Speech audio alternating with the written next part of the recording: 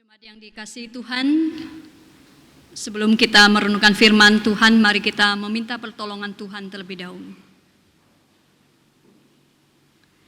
Bapa, sekali lagi kami menundukkan hati kami di hadapan-Mu.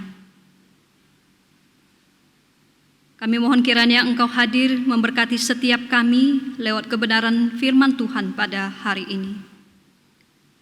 Tuntun setiap kami ya Tuhan, hati pikiran kami boleh fokus kepada Tuhan. Demikian juga hamba-Mu yang penuh dengan keterbatasan ini, Tuhanlah yang menopang di dalam pemberitaan firman ini. Di dalam nama Tuhan Yesus kami berdoa, kami memohon. Amin. Bapak, Ibu, dan saudara yang terkasih di dalam Tuhan, kita bersyukur kepada Tuhan. Minggu demi minggu sudah kita lewati. Ada banyak hal yang sudah kita alami di dalam kehidupan kita sebagai umat Tuhan. Di dalam setiap hal yang kita alami, kita percaya ada kekuatan pertolongan Tuhan membimbing setiap kita. Mari kita bersama-sama kembali membaca satu bagian firman Tuhan dari kitab Keluaran pasal 33 ayat 1 sampai 17. Bagian firman Tuhan ini akan saya bacakan untuk kita sekalian. Mari kita menyimak bersama-sama. Keluaran 33 ayat 1 sampai 17 dengan judul perikop Musa meminta penyertaan Tuhan di gurun. Berfirmanlah Tuhan kepada Musa, "Pergilah, berjalanlah dari sini engkau dan bangsa itu yang telah kau pimpin keluar dari tanah Mesir ke negeri yang telah kujanjikan dengan sumpah kepada Abraham, Ishak dan Yakub demikian. Kepada keturunanmu lah akan kuberikan negeri itu. Aku akan mengutus seorang malaikat berjalan di depanmu dan akan menghalau orang Kanaan, orang Amori, orang Het, orang Peris, orang Hewi dan orang Yebus, yakni ke suatu negeri yang berlimpah-limpah susu dan madu. Sebab aku tidak akan berjalan di tengah-tengahmu karena engkau ini bangsa yang tegar tengkuk, supaya aku jangan membinasakan engkau di jalan." Ketika bangsa itu mendengar ancaman yang mengerikan ini, berkabunglah mereka dan seorang pun tidak ada yang memakai perhiasannya. Berfirmanlah Tuhan kepada Musa, "Katakanlah kepada orang Israel, kamu ini bangsa yang tegar tengkuk. Jika aku berjalan di tengah-tengahmu sesaat pun, tentulah aku akan membinasakan kamu. Oleh sebab itu, tanggalkanlah perhiasanmu, maka aku akan melihat apa yang akan kulakukan kepadamu." Demikianlah orang Israel tidak memakai perhiasan-perhiasan lagi sejak dari gunung Horeb. Sesudah itu Musa mengambil kemah dan membentangkannya di luar perkemahan, jauh dari perkemahan, dan menamainya kemah pertemuan. Setiap orang yang mencari Tuhan, keluarlah ia pergi ke kemah pertemuan yang di luar perkemahan. Apabila Musa keluar ke kemah itu, bangunlah seluruh bangsa itu dan berdirilah mereka masing-masing di pintu kemahnya, dan mereka mengikuti Musa dengan matanya sampai ia masuk ke dalam kemah. Apabila Musa masuk ke dalam kemah itu, turunlah tiang awan dan berhenti di pintu kemah, dan berbicaralah Tuhan dengan Musa di sana. Setelah seluruh bangsa itu melihat bahwa tiang awan berhenti di pintu kemah, maka mereka bangun dan sujud menyembah masing-masing di pintu kemahnya. Dan Tuhan berbicara kepada Musa dengan berhadapan muka seperti seorang berbicara kepada temannya. Kemudian kembalilah ia ke perkemahan. Tetapi abdinya, Yosua bin Nun, seorang yang masih muda, tidaklah meninggalkan kemah itu. Lalu berkatalah Musa kepada Tuhan, "Memang engkau berfirman kepadaku, suruhlah bangsa ini berangkat, tetapi engkau tidak memberitahukan kepadaku siapa yang akan kau utus bersama-sama dengan aku.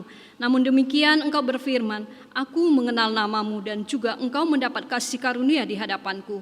Maka sekarang, jika aku kiranya mendapat kasih karunia di hadapanmu, beritahukanlah kiranya jalanmu kepadaku, sehingga aku mengenal engkau, supaya aku tetap mendapat kasih karunia di hadapanmu. Ingatlah bahwa bangsa ini umatmu." Lalu ia berfirman, "Aku sendiri hendak membimbing engkau dan memberikan ketentraman kepadamu." Berkatalah Musa kepadanya, "Jika engkau sendiri tidak membimbing kami, janganlah suruh kami berangkat dari sini. Dari manakah gerangan akan diketahui bahwa aku telah mendapat kasih karunia di hadapanmu, yakni aku dengan umatmu ini? Bukankah karena engkau berjalan bersama-sama dengan kami, sehingga kami, aku dan umatmu ini, dibedakan dari segala bangsa yang ada di muka bumi ini?" Berfirmanlah Tuhan kepada Musa, "Juga hal yang telah kau katakan ini akan kulakukan, karena engkau telah mendapat kasih karunia di hadapanku dan aku mengenal engkau."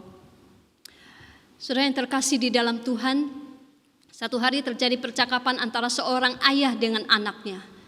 Seorang ayah ini berkata kepada anaknya, "Anakku, Beberapa hari lagi engkau akan berulang tahun. Apa yang kau inginkan? Aku bisa memberikannya kepadamu. Tetapi ayah tidak bisa bersama-sama dengan engkau. Lalu anak ini terdiam. Dalam keadaan terdiam itu sang ayah bertanya lagi, apakah kamu mau dibelikan mainan yang kamu sukai? Atau kamu mau mengundang teman-temanmu datang ke rumah untuk bersama-sama berpesta bersama kamu? Lalu anak itu menjawab ayahnya, ayah, aku tidak membutuhkan itu. Aku butuh kehadiranmu. Bapak Ibu yang terkasih di dalam Tuhan, anak kecil ini tahu bahwa kehadiran ayahnya di hari ulang tahunnya itu adalah hal yang terpenting bagi dia. Dia merasa bahwa kehadiran ayahnya itu merupakan satu-satunya hal yang dia inginkan. Bagaimana dengan hidup kita ketika kita mengarungi perjalanan hidup kita? Bagaimana ketika kita menjalani kehidupan rohani kita? Siapa yang kita harapkan ada bersama dengan kita? Saudara yang terkasih di dalam Tuhan, untuk memahami seberapa pentingnya kehadiran Allah di tengah umatnya, saya ingin mengajak kita merenungkan bagian firman yang sudah kita baca tadi. Kita mau melihat kasus Musa beserta dengan umat Israel. Sebuah kisah yang sangat nyata bagi kita. Bagaimana Musa meminta penyertaan Tuhan di dalam kehidupan bangsa Israel. Dan bagaimana kehadiran Allah itu menguatkan Musa beserta bangsa Israel itu menuju kepada tanah Kanaan. Saudara, kalau kita flashback balik melihat Keluaran pasal yang ketiga, kita melihat di situ bahwa Musa pada waktu itu lari dari hadirat Tuhan. Musa melarikan diri daripada Tuhan. Saudara, kemudian di pasal yang ke-33 ini, Musa berada di dalam posisi dia lari kepada Tuhan. Saudara, bagaimana dengan kehidupan rohani kita hari ini? Di mana kita berada sekarang? Apakah saudara menemukan diri saudara sedang lari dari hadapan Tuhan, menjauh daripada Tuhan? Atau hari ini saudara menemukan saudara sedang berada di puncak gunung untuk mencari hadirat Tuhan dan menginginkan Tuhan hadir di dalam kehidupanmu? Saudara, kita melihat Alkitab mencatat Musa hidup selama 120 tahun dan pada umur 120 tahun ia meninggalkan dunia ini. Di dalam kehidupan yang dia lewati selama 120 tahun, kita bisa membagi kehidupan Musa menjadi 3 tahap. 40 tahun pertama Musa hidup sebagai seorang anak dari putri Firaun. Dia hidup di dalam kelimpahannya. Kemudian 40 tahun yang kedua di dalam hidupnya, dia hidup melarikan diri di padang gurun di Midian sebagai seorang gembala. Dan dia hidup di dalam kesendirian, merasa tidak berarti dan tidak ada apa-apanya. Kemudian di dalam 40 tahun terakhir dalam hidupnya, saudara, ini adalah tahun-tahun yang di dalam hidupnya catatannya begitu banyak di dalam Alkitab. Tahun-tahun yang dilimpahi dengan iman, dengan ketaatan, dengan kerendahan hati, dan yang hidupnya penuh dengan kuasa Tuhan oleh karena kehadiran Tuhan di dalam kehidupannya. Saudara, D.L. Moody pernah menulis seperti ini. Musa menghabiskan 40 tahun berpikir bahwa dia adalah somebody. Kemudian 40 tahun belajar bahwa dia itu nobody. Dan 40 tahun dia menemukan apa yang Tuhan dapat lakukan dengan anybody. Saudara, di dalam Keluaran 2 itu juga dicatat, kita melihat bagaimana Musa membunuh seorang Mesir kemudian ia melarikan diri. Dia sudah bertindak mendahului Tuhan. Lalu dia melari ke padang gurun, jauh daripada Firaun yang ingin mencari dan membunuhnya. Tetapi di situ dia hidup di dalam kekeringan rohani.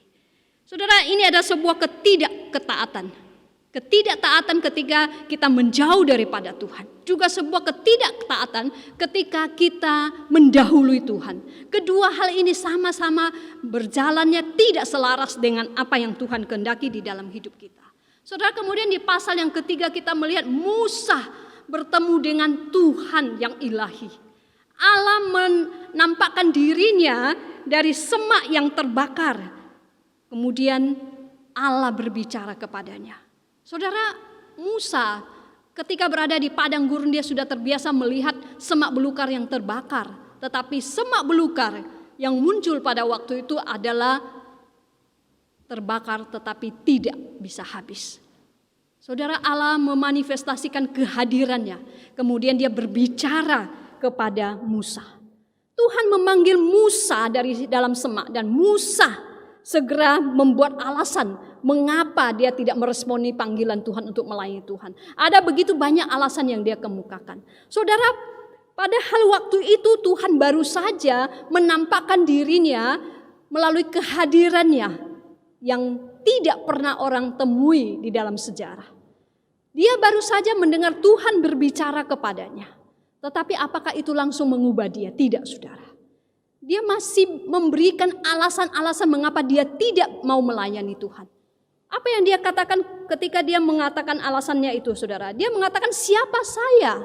Bagaimana kalau mereka tidak mendengarkan saya? Apa yang bisa saya katakan? Saya ini tidak pintar berbicara. Saudara, Tuhan tidak membiarkan Musa di dalam alasan-alasan yang diberikan. Pada akhirnya, Tuhan memakai Musa lebih dari siapapun di dalam sejarah. Saudara, Tuhan menaruh tangannya atas Musa dan memakai dia untuk mengalahkan Firaun.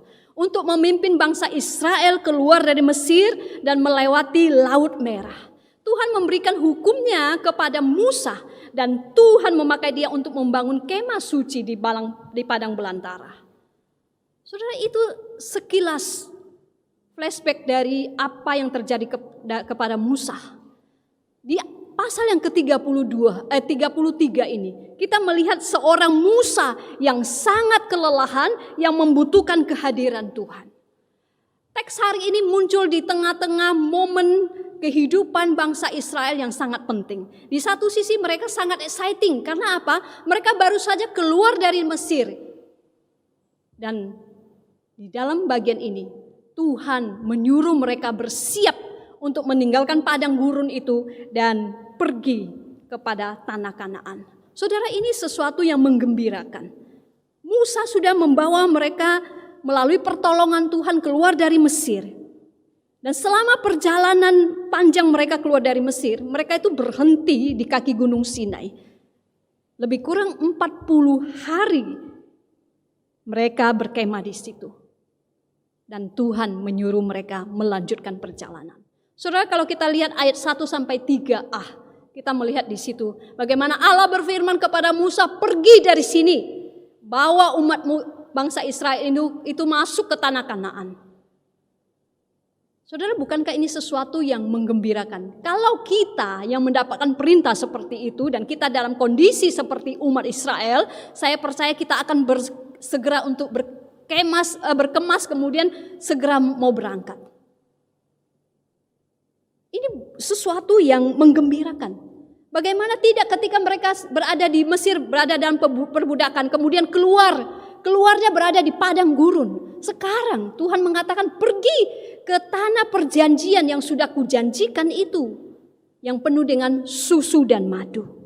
Saudara yang terkasih dalam Tuhan, Tuhan sudah menjanjikan kepada umat Israel sebuah tanah yang subur, yang kelak itu akan ditempati oleh anak cucu mereka.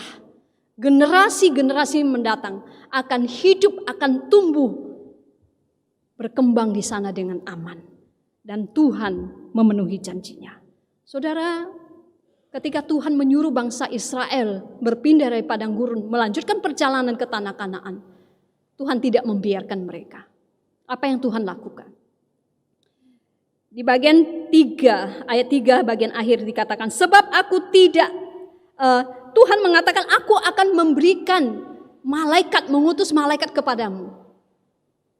Dia yang akan menyertai, dia yang akan mengusir orang-orang yang ada di Kanaan itu. Saudara, bukankah ini juga yang menjadi kerinduan setiap kita? Bahwa hidup kita ada malaikat Tuhan yang mengelilingi. Ada pengawal pribadi kita. Saudara yang terkasih dalam Tuhan, meskipun Tuhan memberikan malaikat untuk mengiringi perjalanan mereka, tetapi ada satu hal yang membuat mereka harus mendengarkan dengan sungguh-sungguh. Di ayat 3 terakhir dikatakan, sebab aku tidak akan berjalan di tengah-tengahmu, karena engkau ini bangsa yang tegar tengkuk, supaya aku jangan membinasakan engkau di jalan. Saudara, diperintahkan keluar dari padang gurun, kemudian mengutus malaikat untuk mereka. Tetapi Tuhan sendiri berkata, aku tidak akan berjalan di tengah-tengahmu karena engkau ini bangsa yang tegar tengkuk. Saudara, seolah-olah Tuhan sedang marah. Mengapa Tuhan marah? Kalau kita melihat di pasal 32 itu memberitahukan kepada kita, ketika Musa sedang berbicara dengan Tuhan di atas gunung Sinai, umat Israel sedang berkemah di bawahnya. Mereka sedang melakukan hal yang tidak berkenan kepada Tuhan. Mereka tidak sabar ketika Tuhan memberikan 10 hukum kepada Musa untuk diberikan kepada umat Israel. Sambil menunggu itu mereka tidak sabar dan mereka memutuskan untuk membuat anak lembu emas untuk disembah. Saudara, saat Tuhan berbicara kepada Musa, orang-orang Israel yang sedang menunggu itu mereka sudah melakukan pelanggaran kepada 2 hukum yang pertama. Yaitu jangan ada padamu Allah lain di hadapanku. Jangan membuat bagimu patung yang menyerupai apapun. Saudara, mereka sudah memiliki dewa lain yang mereka sembah. Mereka membuat berhala mereka di hadapan Allah sendiri. Oleh karena itu Tuhan berhak untuk marah. Dalam artian lain Tuhan bisa cemburu. Karena orang-orang ini menolak Allah sendiri yang sudah melakukan banyak hal bagi mereka sejak di Mesir sampai keluar di padang gurun. Saudara, ketika Tuhan mengatakan hal ini kepada mereka, apa yang terjadi dengan umat Israel? Di ayat 4-6 kita melihat umat Israel berkabung. Mereka melepaskan perhiasan mereka. Kenapa harus melepaskan perhiasan? Saudara, itu pertama merupakan tanda pertobatan mereka. Yang kedua, emas yang mereka pakai, emas itu juga yang mereka persembahkan untuk membuat patung anak lembu emas itu. Saudara, oleh karena itu mereka berkabung. Berkabung, kenapa? Tuhan berkata, aku tidak akan berjalan dengan engkau. Saudara, ketika kita mendengar kalau Tuhan mengatakan kepada kita, aku tidak akan menyertaimu, berjalanlah sendiri. Bagaimana perasaan saudara? Saudara, kita melihat ketika umat Israel berkabung. Ini merupakan respon mereka, tanggapan mereka terhadap kemarahan Tuhan. Dan ini juga menunjukkan kepada kita setidaknya 2 hal, saudara. Ini menunjukkan bahwa tidak ada yang dapat menggantikan kehadiran Tuhan. Sekalipun mereka sudah membuat dewa anak lembu emas untuk disembah, itu tidak bisa menggantikan kehadiran Tuhan di dalam hidup mereka. Fakta bahwa Tuhan mengirim malaikat bersama dengan mereka itu tidak cukup. Meskipun malaikat yang Allah utus adalah makhluk surgawi yang ditugaskan dari Tuhan, itu juga tidak bisa dibandingkan dengan kehadiran Tuhan itu sendiri. Maka mereka tahu, tanpa ragu-ragu mereka tahu bahwa satu-satunya alasan mereka keluar dari Mesir dan satu-satunya alasan mereka bisa bertahan di padang gurun itu karena ada Tuhan yang melindungi, itu karena ada Tuhan yang menyertai mereka. Dan oleh karena itu penting bagi kita untuk mengerti bahwa hubungan kita dengan Tuhan itu juga merupakan satu hal yang perlu kita perhatikan. Dalam hubungan kita sendiri dengan Tuhan, kita tidak akan pernah puas dengan apapun selain hadirat Tuhan itu sendiri di dalam hidup kita. Dan itu tidak bisa digantikan dengan apapun. Saudara, respon umat Allah itu juga menunjukkan kepada kita bahwa kehadiran Tuhan merupakan satu-satunya hal yang harus kita cari, menjadi hal yang pertama yang harus kita cari.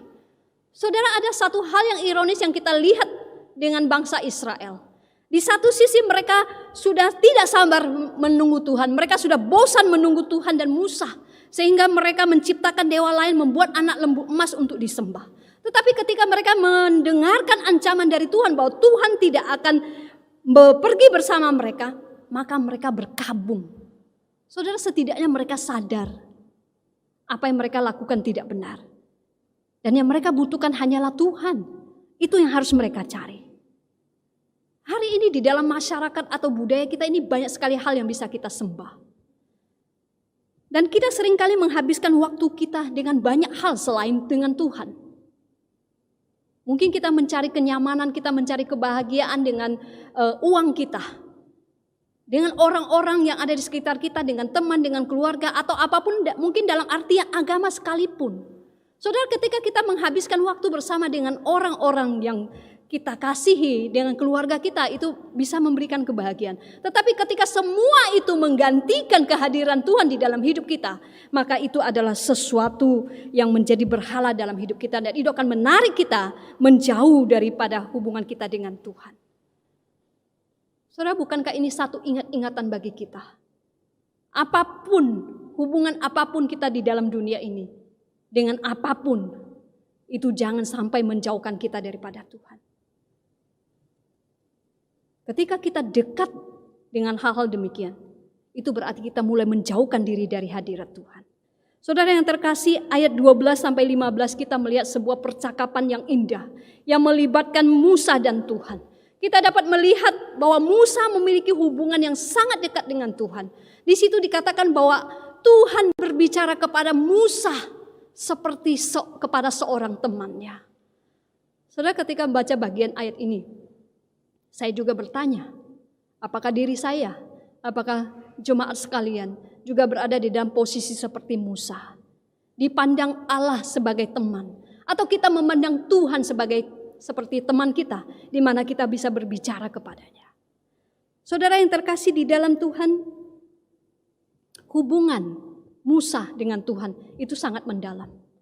Ayat 14 itu Tuhan mengatakan kepada Musa, "Aku sendiri hendak membimbing engkau."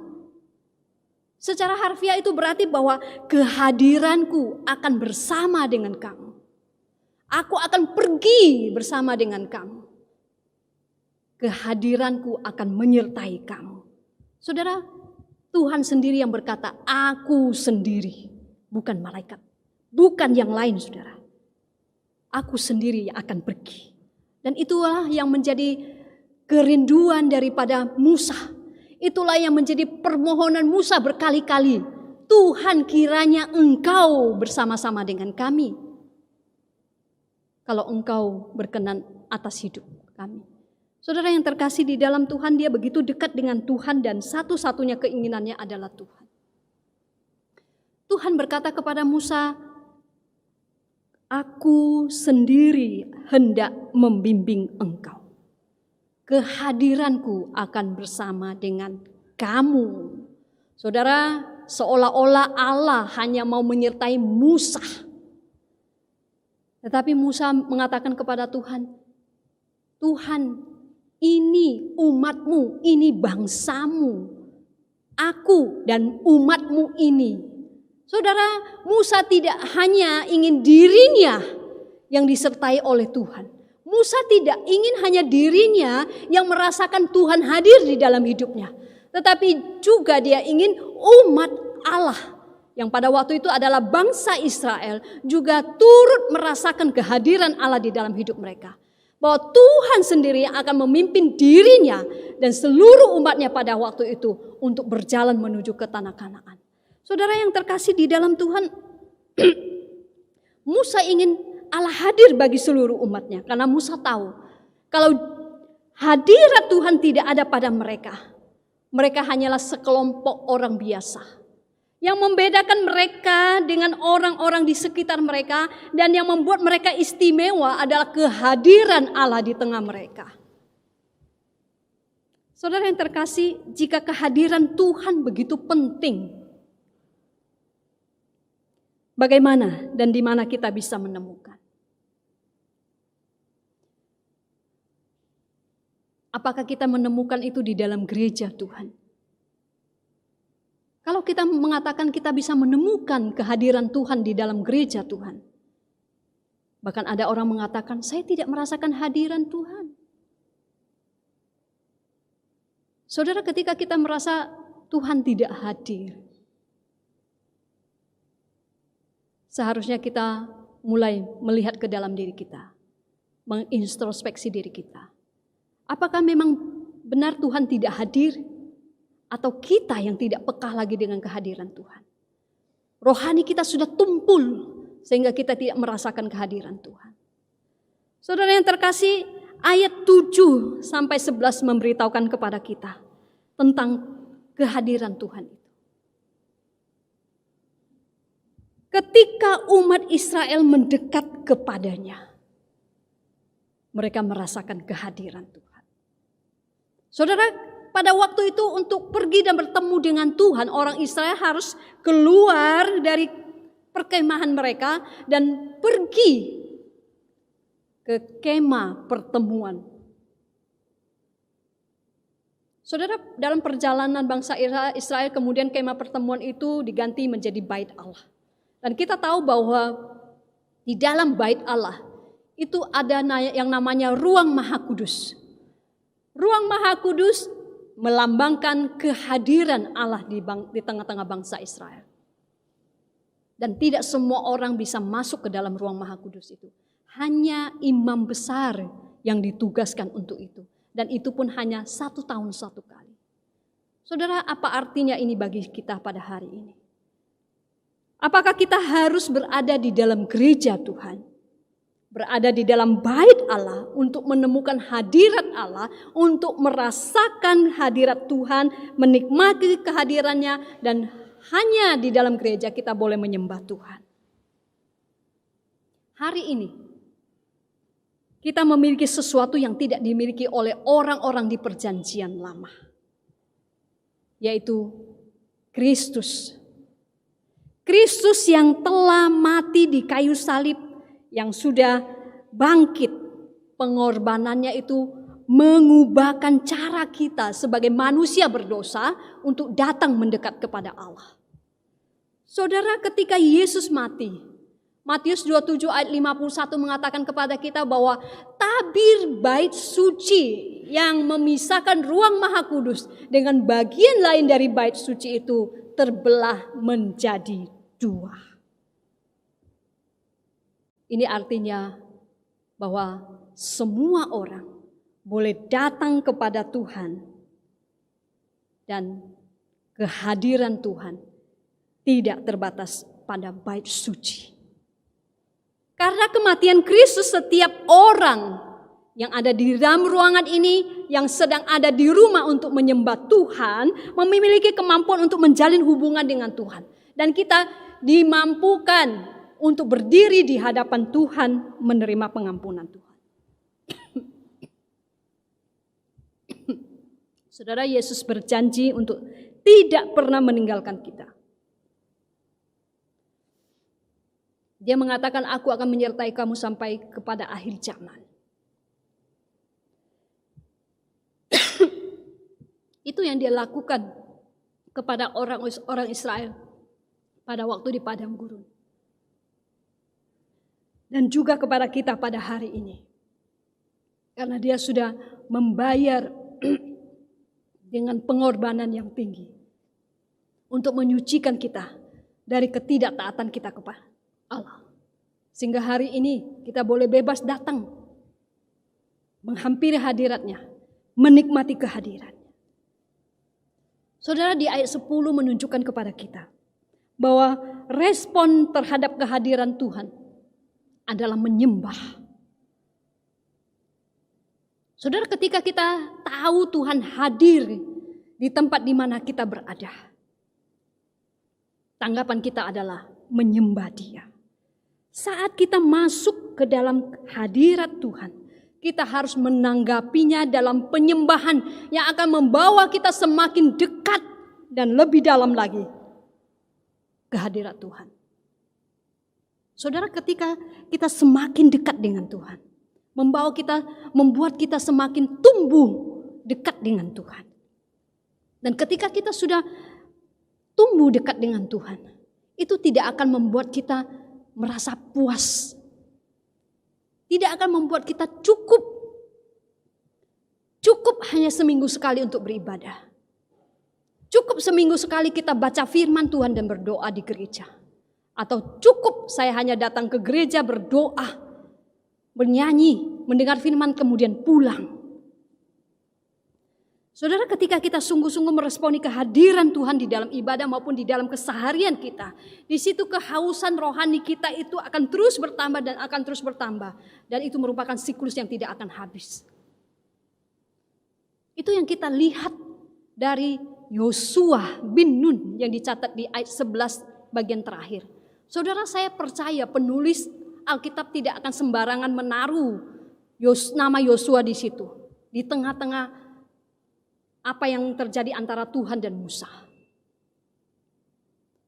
Saudara, meskipun orang sudah meninggalkan kemah pertemuan, Yosua tetap tinggal dan menikmati kehadiran Tuhan.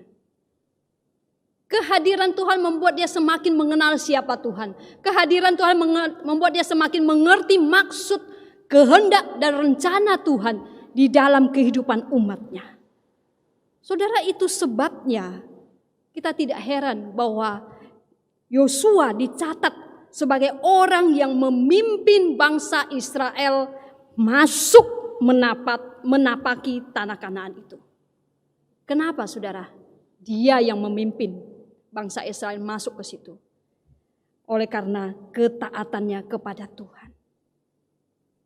Saudara, seluruh tema kitab Yosua kalau kita lihat itu adalah ketaatan kepada Tuhan. Yosua mengenal Tuhan dengan sangat baik dan dia mampu memimpin orang-orang untuk mengenal Tuhan juga.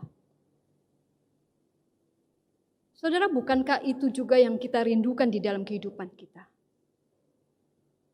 Ketika Allah hadir di dalam hidup kita, membuat kita semakin mengenal Allah kita.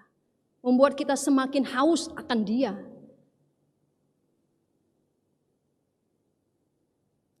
Dan hidup kita menjadi berkat bagi orang lain. Ketika kita ditanya, seperti apa kehadiran Tuhan itu terlihat dan terasa? Bagaimana kita menjawabnya? Pernahkah saudara melihat kehadiran Tuhan? Pernahkah saudara merasakan kehadiran Tuhan? Di dalam PL kita melihat Allah hadir dalam tiang awan, dalam tiang api. Bahkan Allah juga menyatakan kehadirannya dalam nyala api kepada Musa. Di dalam perjanjian baru, Allah hadir melalui kemanusiaannya, yaitu Yesus yang lahir ke dalam dunia. Dia lahir, dia hadir di tengah dunia ini untuk setiap orang berdosa. Dan setiap orang berdosa yang menerimanya, termasuk saudara dan saya, hari ini di dalam hati kita, dia juga hadir di situ. Ada Roh Kudus yang berdiam di dalam diri kita. Dialah yang memampukan kita untuk menjalani kehidupan kita. Saudara yang terkasih di dalam Tuhan, kehadiran Tuhan tidak hanya sekedar bisa kita jelaskan, kita lihat dengan mata kepala. Tetapi itu perlu kita alami, kita rasakan di dalam kehidupan kita. Tuhan itu maha hadir. Tetapi Tuhan tidak memanifestasikan kehadirannya itu di mana-mana. Tuhan hadir di mana Dia disembah. Tuhan hadir di mana Dia dimuliakan. Tuhan hadir di mana Dia dihormati. Dan Musa meminta kehadiran Tuhan yang dapat dirasakan. Kehadiran Tuhan yang dapat dialami, yang mengubahkan kehidupan dirinya dan juga umat Israel pada waktu itu. Saudara, kehadiran Tuhan dapat benar-benar kita rasakan, kita alami ketika kita meminta Yesus untuk tinggal di dalam hati kita. Di dalam kehadirannya itu kita mendapatkan ketentraman. Kita mendapatkan kekuatan, kita mendapatkan penyegaran, dan kita mendapatkan pembaharuan di dalam kehidupan rohani kita. Saudara, di mana dan bagaimana keadaan hidup rohani kita hari ini? Apakah kita sedang menjauh daripada Tuhan? Apakah kita sedang mendekat kepada Tuhan? Kalau saudara masih sudah berada di tahap menjauh daripada Tuhan, bersegeralah balik kepada Tuhan dan mendekat kepada Tuhan, dan engkau akan merasakan kehadiran Tuhan. Ketika kita sudah dekat dengan Tuhan, hadiran Tuhan itu akan nyata dalam hidup kita. Jangan katakan Tuhan tidak hadir. Yesus berjanji Dia akan menyertai kita, Dia akan bersama dengan kita. Hanya apakah kita pekah dengan kehadiran Tuhan di dalam hidup kita? Saudara, begitu pentingnya kehadiran Allah bagi umat Israel. Maka Musa memberikan fokusnya kepada Tuhan. Dan dia menyadari bahwa tidak ada satupun hal yang bisa menggantikan kehadiran Tuhan di dalam hidupnya. Bukan kuasanya Tuhan, bukan malaikatnya Tuhan, bukan gelar yang besar yang Tuhan berikan kepadanya, bukan. Tetapi kehadiran Tuhan itu sendiri yang dia butuhkan. Karena apa? Karena dengan kehadiran Tuhan itulah yang akan memberikan ketentraman besar bagi dia. Yang akan memulihkan rohaninya yang sudah mulai kering dan lelah.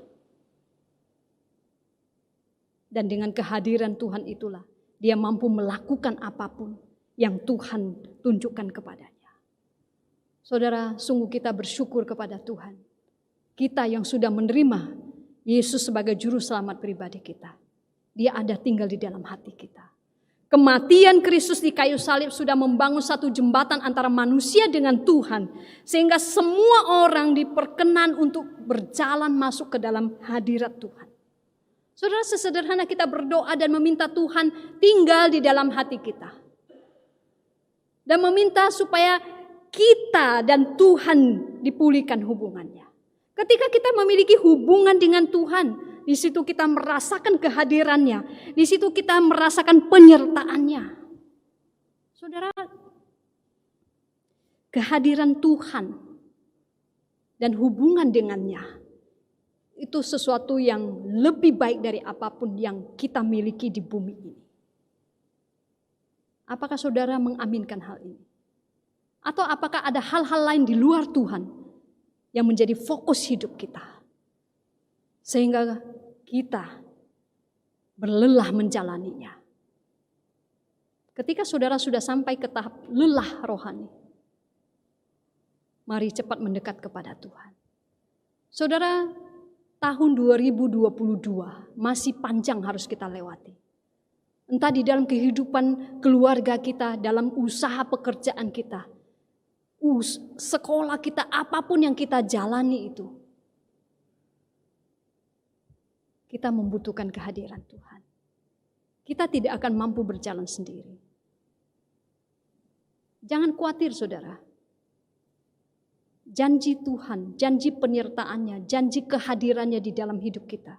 Itu yang akan memimpin tangan kita untuk melewati segala kekhawatiran, pergumulan, dan juga tantangan. Bahkan jatuh bangun rohani kita di hadapan Tuhan. Saudara, mari kita merenung sejenak di hadapan Tuhan. Mari kita berdiam diri di hadapan Tuhan. Apakah setiap kita sungguh merasakan Tuhan hadir dalam setiap aspek hidup kita? Terutama saat-saat kita beribadah. Apakah Tuhan hadir di dalam hubungan kita dengan Dia? Apakah Tuhan hadir di dalam hubungan kita dengan sesama? Apakah Tuhan hadir ketika kita membutuhkan Dia? Bapa, kembali kami datang kepadamu. Kami sadar bahwa kami sangat terbatas. Kami penuh dengan kelemahan. Di dalam perjalanan hidup kami ya Tuhan, ada banyak lika-liku yang kami lewati. Ada banyak tantangan yang harus kami lewati, ada banyak kekhawatiran yang menyelimuti kami. Kami butuh Engkau hadir di tengah kami ya Tuhan.